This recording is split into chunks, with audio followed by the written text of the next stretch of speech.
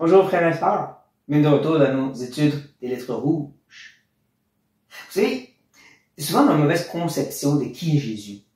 On le minimise, il était doux, il était gentil, il disait juste des belles choses.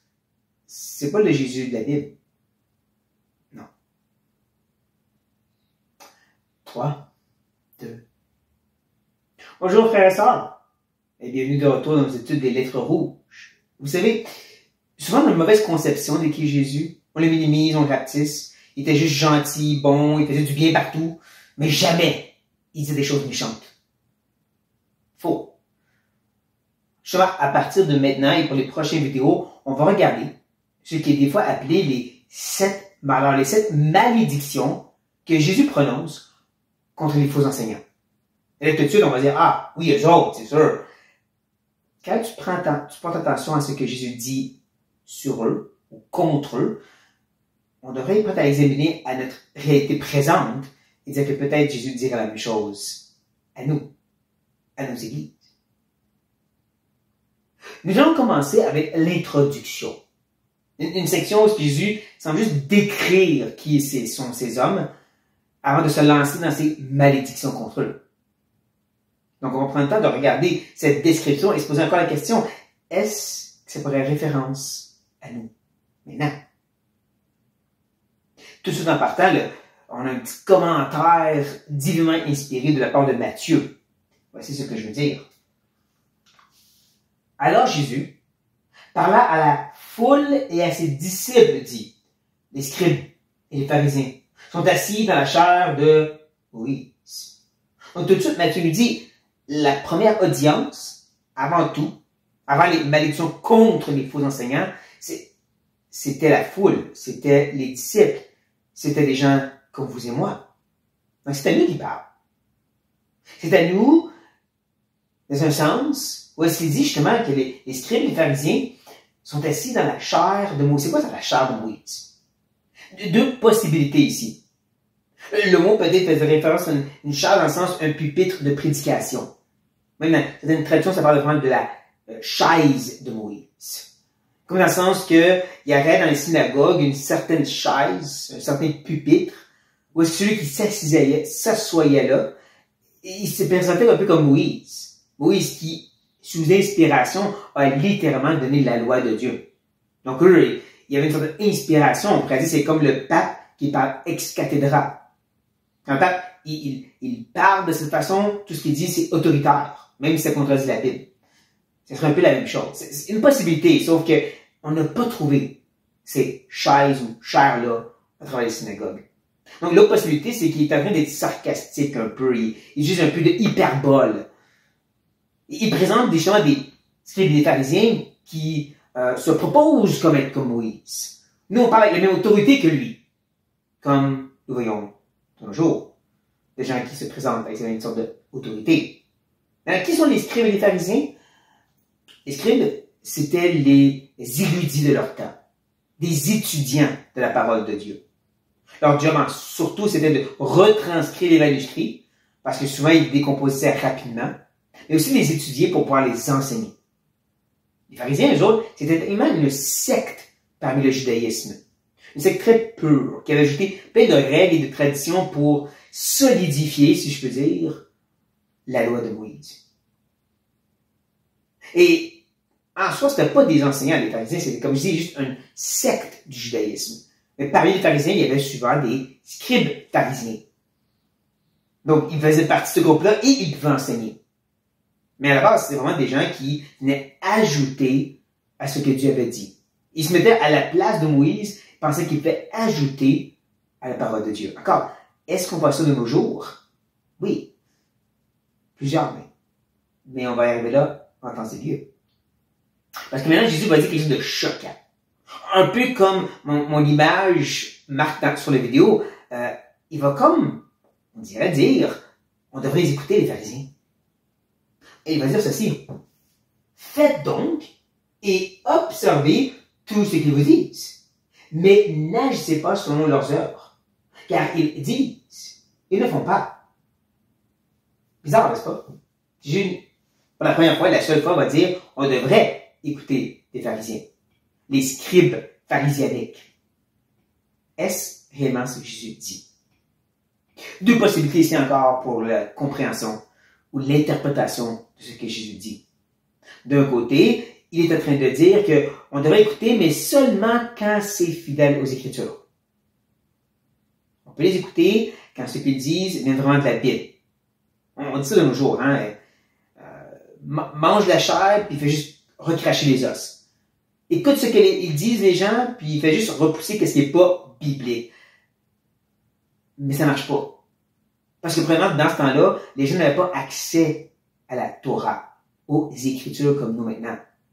Pas tout le monde avait des Bibles à la maison. Au contraire, les rouleaux de la Bible étaient à la synagogue et étudiés seulement par les scribes. Donc, monsieur et madame tout le monde ne pouvait pas savoir si c'est vraiment de la Bible, ceci. Il faisait confiance aux scribes et aux pharisiens. Mais deuxièmement, Jésus dit tout. Il dit pas, faites donc et observez seulement ce qui est biblique. Il dit tout ce qu'ils vous disent. Qui m'amène à la deuxième possibilité. Jésus est en train d'être sarcastique encore une fois. Il est en train de dire, oui, vous devriez vraiment les écouter. Clin d'œil, clin d'œil. Quand tu réalises qu'est-ce qu'il dit ensuite, n'agissez pas comme eux. Parce qu'ils le disent, ils ne font pas. Et c'est le problème.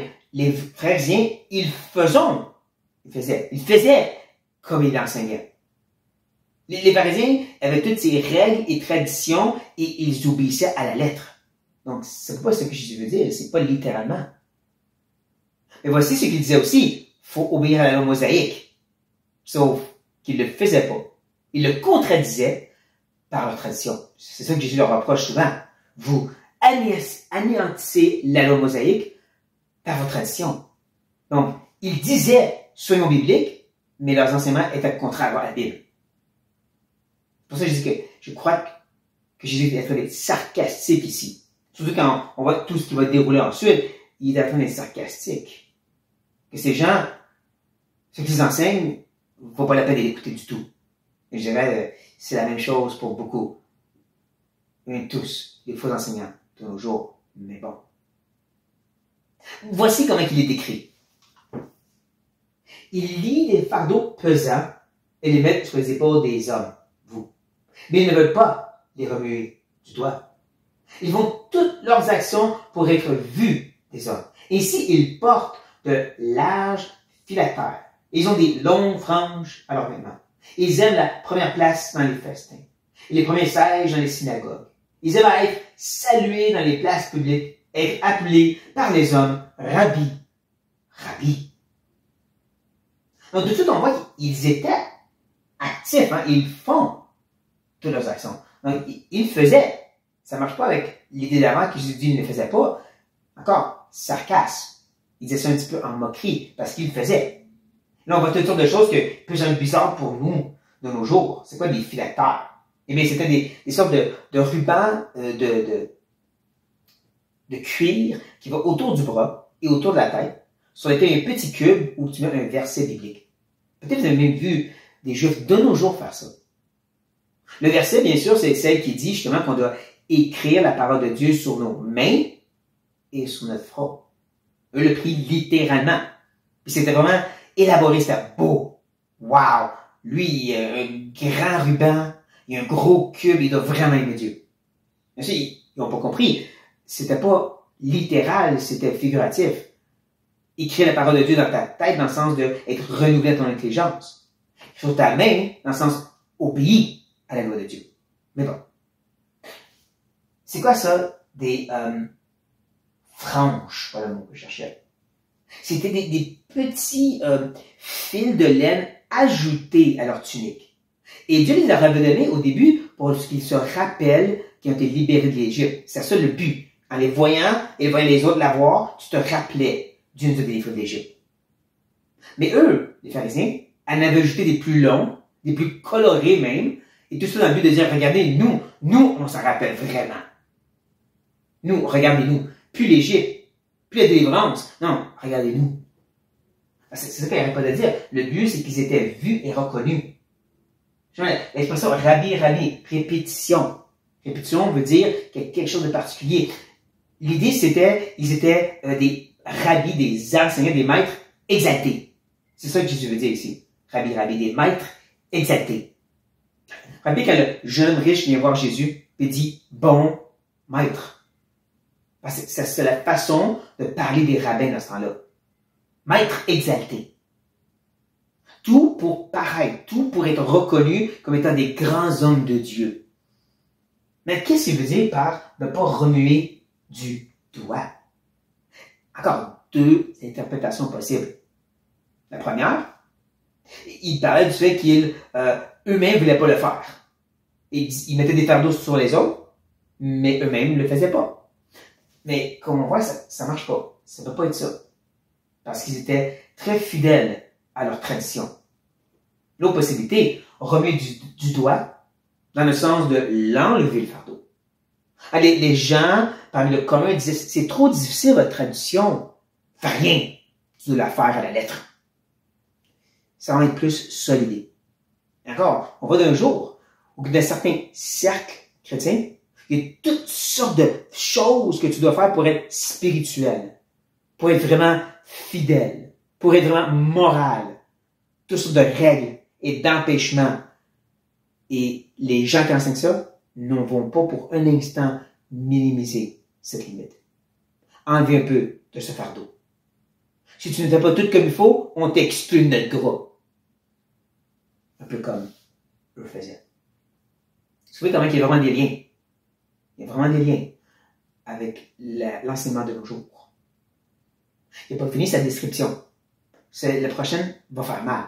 Il dit, mais vous ne faites pas appeler Rabbi.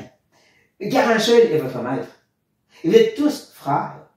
Il n'appelez personne sur la terre votre Père, car un seul est votre Père.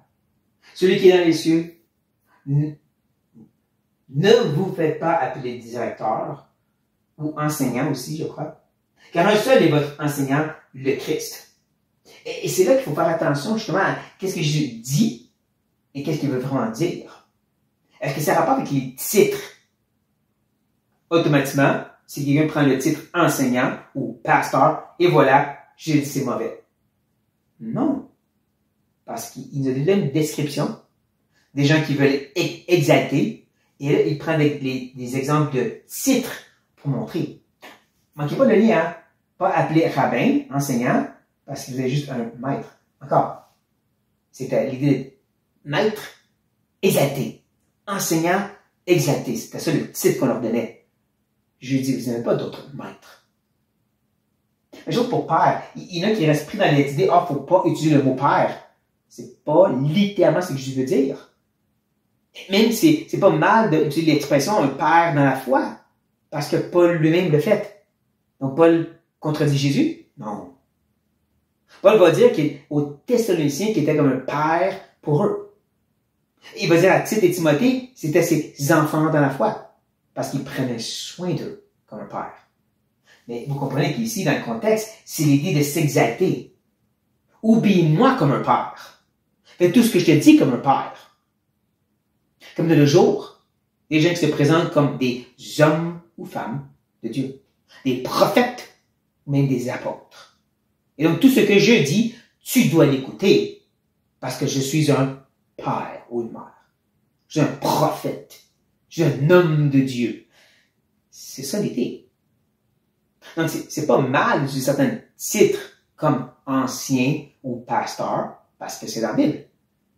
C'est l'idée de l'utiliser comme outil d'exaltation, de dominance sur les autres.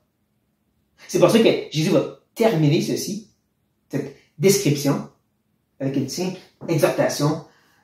Le plus grand parmi vous sera votre serviteur. Quiconque s'élèvera sera abaissé, et quiconque s'abaissera sera élevé. C'est qui le plus grand? C'est pas le titre que tu portes, c'est celui qui est prêt à se rabaisser puis servir les autres. Un vrai pasteur est un berger. Il prend soin du troupeau. Mais un apôtre qui domine et qui profite des gens, c'est pas ça. C'est pas ça. Comme je mentionnais, ce que Jésus dit des scribes et pharisiens pourrait être facilement appliqué de nos jours. Un rappel pour nous. Parce qu'encore, il parle à la foule et à ses disciples. Un rappel pour nous, d'être nos gardes, autant pour nous-mêmes que pour les gens que nous connaissons autour de nous. Qui est-ce que tu écoutes? Qui est-ce que tu suis? Est-ce qu'il tourne dans cette catégorie qu'on nous venons de voir? Qui aime des fardeaux sur les autres? Qui aime se présenter comme meilleur? Qu'on doit l'écouter à tout prix? Si oui, Jésus dit, écoute-les pas lui. Ou elle. Mais si au contraire, on parle de quelqu'un qui est serviteur, qui voit que tu as un joug pesant puis t'aide à te l'enlever en parlant de la grâce, puis là de la croix. Ah, ça c'est un homme ou une femme à écouter et à suivre. Et quand je parle d'écouter et suivre, je parle de frères et sœurs qui viennent aider d'autres frères et sœurs. J'espère que vous comprenez. Et ceci dit, chers frères et sœurs, que cette exhortation de la part du Seigneur puisse parler à nos cœurs et être partagée entre nous. Sur cette note, soyez bénis.